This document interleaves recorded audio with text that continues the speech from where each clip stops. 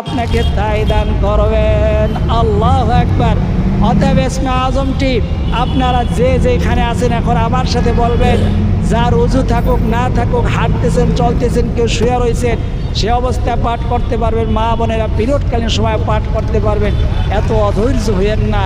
আমরা এলেম শিখতে যে অনেক কিছু খুয়াইছি, অনেক কিছু ত্যাগ করছি, মা বাবা ত্যাগ করছি, নিজের বাড়ির জন্মস্থান সেটা ত্যাগ করছি, নিজের মা বাবা নিজের খেলার সাথে খেলার মাঠ শেষ করে তারপরে আসছি। আর আপনার আধা ঘন্টা সময় বন্ধুর সাথে দেখা হইলে অন্ধকার রাতের মধ্যে দাঁড়াইয়া মশার কামড় খায় আর বন্ধুর সাথে কথা বলে, আর ইসমে আজমের নাম শুনছেন, আপনার ধৈর্য হয় না, এমন যেন না হয়।